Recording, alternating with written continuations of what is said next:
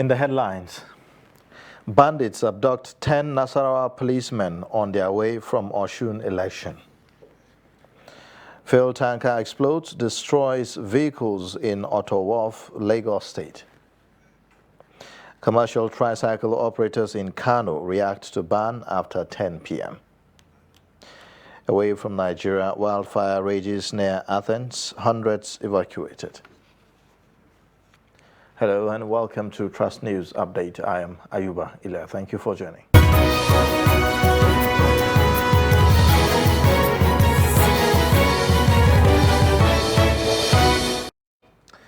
And now the details. 10 policemen from the Nasarawa State Police Command deployed to Osun State for the last Saturday's governorship election have been abducted by unknown gunmen in Obajana in Kogi State. The officers who were kidnapped on Sunday were returning from election duty in Osun State. A statement confirming the abduction of the policemen said gunshots were heard along the new bypass road close to Trailer Park in Obajana. The statement from the DPO Obajana said that the vehicle conveying the officers developed a mechanical fault which led them to drop out of their convoy to fix the vehicle. It added that while trying to fix the vehicle, armed men suddenly emerged from the bush, forcefully kidnapping 10 officers. Meanwhile, one of the two Catholic priests abducted in Kaduna State on Friday has been found dead.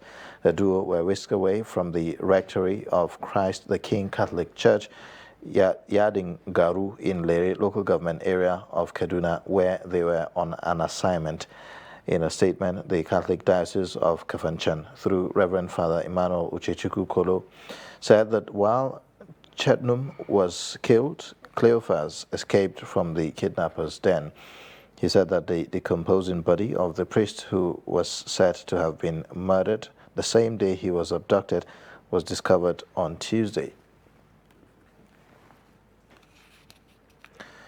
Theatre Commander of Operation Hardin K said that the military will not relent in its efforts to rescue Leah Sharibu and other Chibok schoolgirls from terrorists.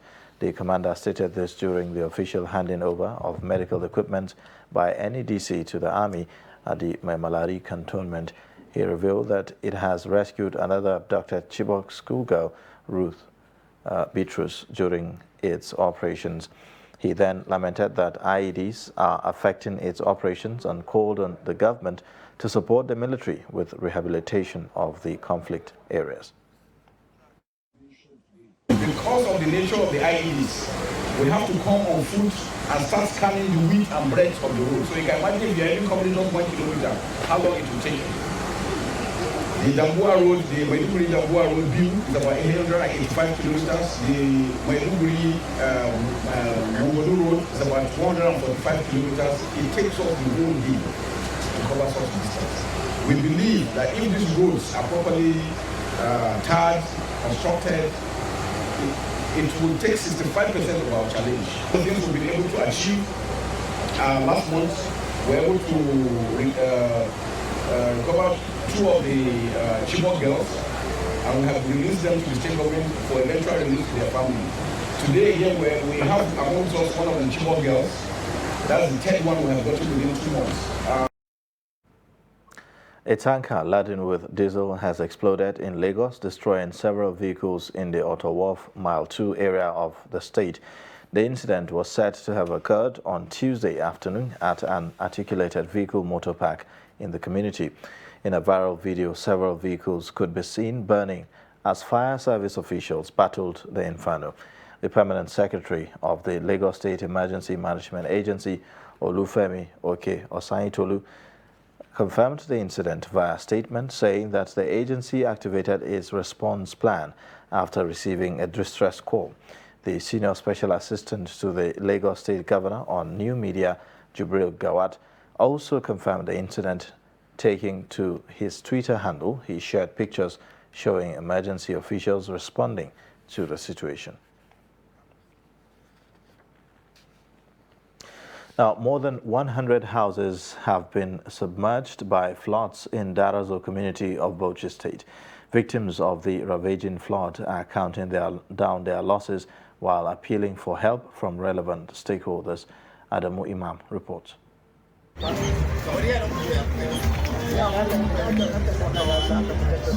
The victims, who described the floods the worst disaster ever witnessed in the area, said the downpour lasted hours on Saturday.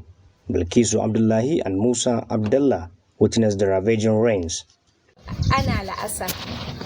The flood started in the evening. After some time, our house became submerged with water. The house turned like a river. Our rooms and fence all fell down. We're confused. Where should we start from? Our belongings are completely damaged because of the flood.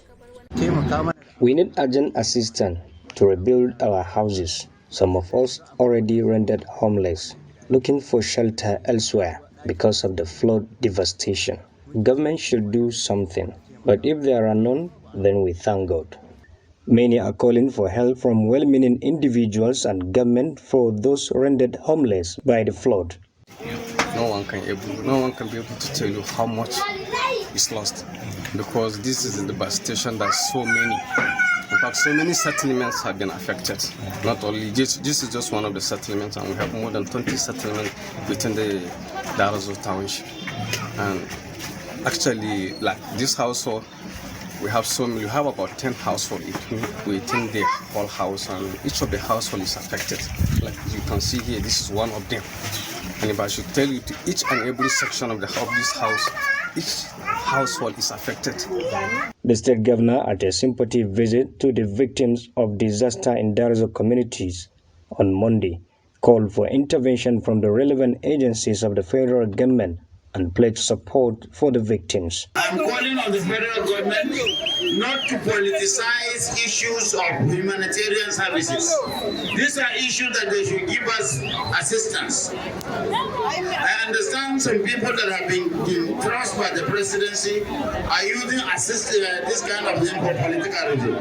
They should fear God, because what is happening, they should come and inspect and see, not just to give money to people who will vote for them.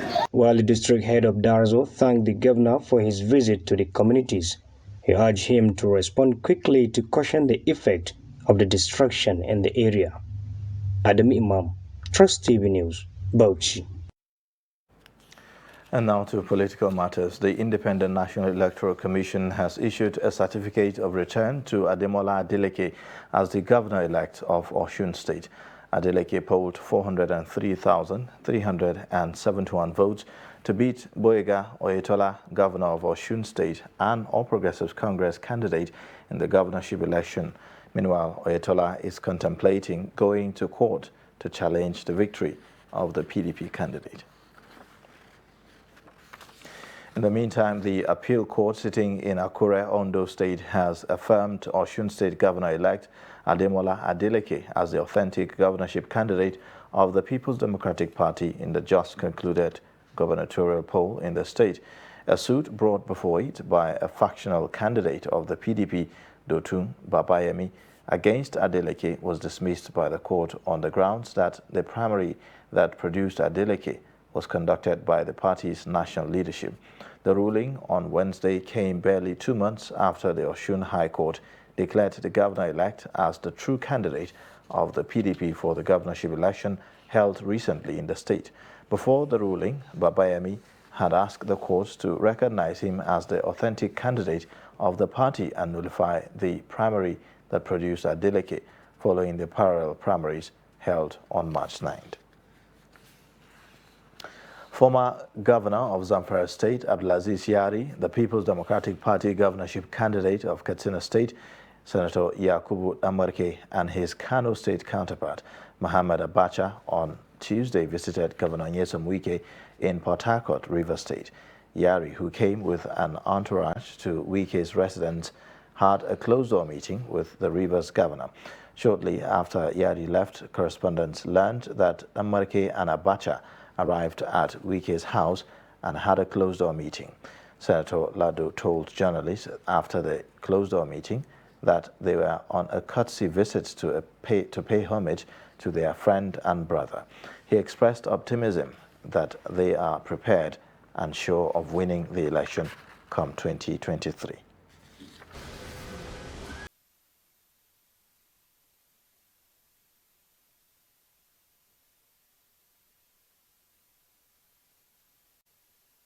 His Excellency, the Executive Governor of Rivers State. Since the election is over, we have not been opportune to visit Rivers State to come and pay a homage to him. That's why we are here to relate with him, to tell him that we are together as friends, as brothers. Ababullah, you both are candidates of the PDP in your state. How prepared are you, or how far is your preparation? Very, very prepared. We will deliver, God willing. You're watching the news update on Trust Television. Coming up shortly. FCT road users urge government to sensitize officers on right approach. Details and more after the break. To every politician, as the campaigns gain momentum and passions begin to rise, remember, the errors of your opponents do not make you a success. Do not run down your opponent and inflame passions to violence between and among your supporters. What counts is what you plan to do for the electorate and how you intend to relieve their sufferings and bring succor. Nigeria is in dire need of patriotic leaders at all levels, leaders who will make national development their priority. Concentrate on telling the electorate what you intend to do when you get into office. Focus on making your vision clear to the electorate. Don't engage in verbal abuses, fake news or speeches. Keep dealing with issues that will bring progress. You win the hearts and minds of the people by being above board, by being civil, patriotic, and showing empathy. Let's join hands to make the 2023 elections peaceful. A message from the National Orientation Agency.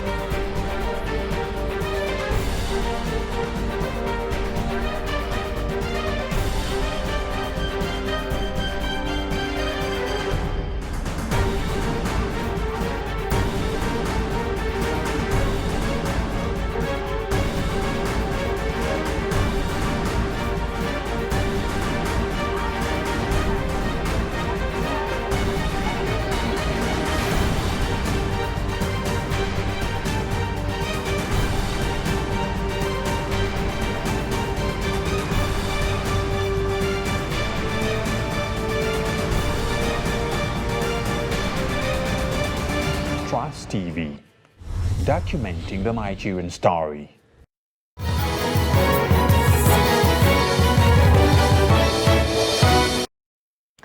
Thanks for staying. You're watching Trust News Update. Here's a reminder of our top stories. Bandits abduct 10 Nasarawa police officers on their way from Osun election. Fuel tanker explodes, destroys vehicles in Otter Wharf, Lagos State. In other news, President Muhammadu Buhari has issued a 2-week ultimatum to the Minister of Education, Adamu Adamu, to resolve the lingering strike by members of the Academic Staff Union of Universities and other university-based unions. The ultimatum followed a briefing from heads of relevant ministries and parastatals at the presidential villa in Abuja on Tuesday. The president had summoned them to get more information on why the strike had persisted for too long.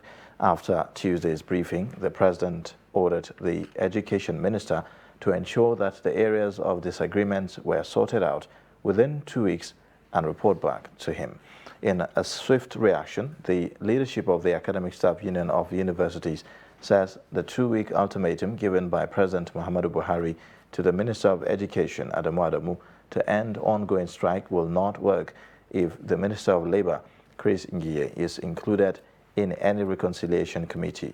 Recall that the Academic Staff Union of Universities, ASU, had proceeded on 1-month warning strike on February 14, and other unions also withdrew their services after that as a result of the inability of the federal government to meet up with their demands.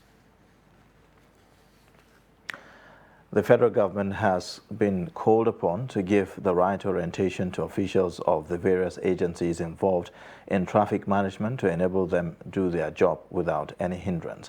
In this report, Trust TV's Kabir Lawal spoke to road users on the ordeals they encounter while dealing with enforcement officers in the Federal Capital Territory. The report.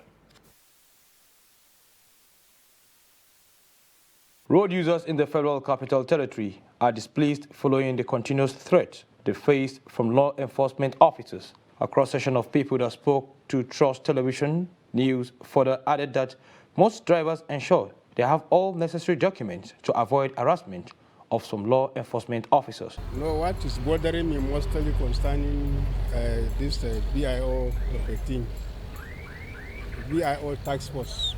Sometimes when they arrest a driver for wrong parking, then if you don't have money to settle your fine, they will ask you to use your motor for like 2 to 3 hours in order to compensate them. So this thing I don't think is lawful. The federal government should do something about that. At least when you are arrested for an offense, if you don't have money to settle them for your own fine, let your vehicle be impounded. Motorcycle delivery agents are also not left behind in this drama, as most of them complain that despite having all relevant documents, they most times end up in chaotic exchanges caused by the law enforcement officers. It's unprofessional where you see someone giving you all the license and all the particulars which you demanded, and you still go ahead and looking for fault. For me, I'll call that a fault finder. It's not a professional job, if I must say, because I've seen a case where someone is driving on the way and got some kind of loads where the spare tire is. They even have to go to the extent of saying, okay, bring down all the loads you have on you and let's inspect your spare tire if that's okay. I think that's the last drop I've seen where they have to inspect someone and to tell them to bring down the whole things in the boot to show them the spare tire. Passengers also want the law enforcement officers to carry out their activities with decorum to reduce some of the ugly incidents that occur between road users and the agents. As we are working, we are not working in the night, we work in the daytime. And our law is that you must be in a proper dress. Wear your shoe, dress well, reflecting jacket, fully kitted. Wear your helmet. But once you meet them in their checking point, even though you are complete with your dressing, they must find a solution. Okay, right now they say all the dispatch riders. In Abuja, Kabir Lawal, Trust TV News. Operators of commercial tricycle in Kano say that the recent ban on their operations will not change anything, but only affect commuters. They are reacting to restriction on their activities from 10 p.m. effective Thursday. The State Security Council took the decision as part of measures to address security breaches often executed in the night using the tricycles locally called Adaide Tasahu. Is not progressive at all. It will not stop anything. People will have cause to go out. To my colleagues is to be patient since the ban is already imposed. We should just be patient. We have nothing to say. We just pray that it turns out to be good for us. My colleagues should exercise patience. The ban will affect many people, not just operators, but business owners. If they close after 10 p.m., who will take them home? This is not even the problem. The big problem is customers coming from outside Kano after midnight. What happens to them? We love peace here. If this ban is meant for us, other people will suffer it most.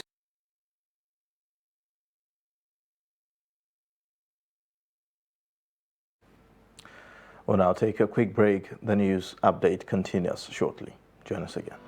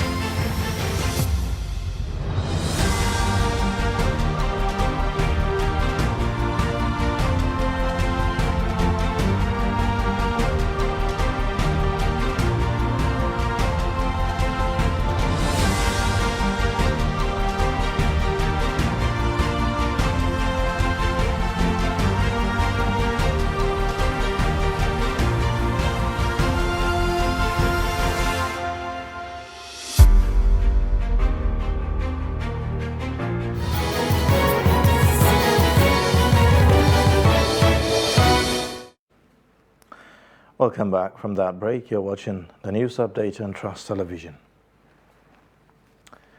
Now, the price of petrol has finally been raised above 165 naira per litre across the different regions of the country. Although the product has been selling above 165 naira in some parts of the country, a new price regime was released on Tuesday. Petrol marketers have said that the federal government gave approval for the raise, but the Nigerian Midstream and Downstream Petroleum Regulatory Authority is yet to react to this. According to the regional price list, effective Tuesday, July 19, the rate rose from 165 naira to 179 naira per litre in the southwest, south-south and southeast regions. The price was raised to 184 naira in the northwest and 189 naira in the northeast, a 24 naira increase and the highest in the new adjustment. Away from Nigeria, hundreds of firefighters on Wednesday battled a wildfire that raged for a second day in mountains near Athens, burning homes, cars, and forcing the evacuation of at least 9 settlements and a hospital. Authorities say gale force winds and thick smoke in the Penteli region hindered firefighting efforts from the air and on the ground. Few casualties were mentioned by the authorities, where firefighters recovered the body of an 84-year-old man who died from shotgun injuries. Police said that the injuries appeared to be self-inflicted, but the incident was under investigation. According to authorities, 3 other people were taken to the hospital with respiratory problems and slight burns. Penteli had suffered a wildfire in 2018, 1995, and in 1998, where more than 13,000 hectares burned. And in sports news, Sports Writers Association of Nigeria, SWAN Kano State Chapter, attends a 3-day workshop on community engagement towards conflict management through sports. The need to use the unifying power of sport as a tool for conflict resolution with communities in Nigeria and beyond was the focus of a 3-day workshop on community engagement towards achieving peace building and conflict management for the Kano chapter of the Sports Writers Association of Nigeria, SWAN. Coordinator, Civil Society Organizations for Conflict Resolution in Nigeria, Adeni Yaremu, took the sport writer of identifying problems and how to solve them. We felt it wise to create visibility for the project through this means of coming together with sports and sport personalities in Kano State, which we believe by working with them, it will create more visibility for us as an organization. It will also create visibility for the sporting activities in Kano State. Today, somebody said this is the first time that they are uniting sport and sporting personalities in Kano State. Speaking at the event, Northwest Vice President of Sports Writers Association of Nigeria, Luwan Malikawa, says such workshop will boost development efforts as sports writers become more equipped with adequate knowledge of using sport to unite and resolve conflicts. The capacity building workshop will assist us and guide us and intimate us to work more so that we will enlighten, educate, and inform and mobilize the public on the significant roles of sports, particularly in promoting unity, in promoting peace, in promoting socio-economic development of our people, because now sports is not only for leisure, sports is a business institution whereby our youth should be educated and guided to be on the way forward on how to develop their skills, particularly those that have talent in sporting activities. And organizing such kind of workshop, we believe the government should come in to assist Sport Writers Association of Nigeria, collaborate with the European Union and this Saboda organization so that Kano State will continue to be one of the leading states in promoting and developing sports. That's Sport News. I am Adeni Ajishafe. With that, we wrap up the news update. Watch more via all our social media platforms, and don't forget to subscribe to our YouTube channel. I am Ayuba Ile. Thank you for watching.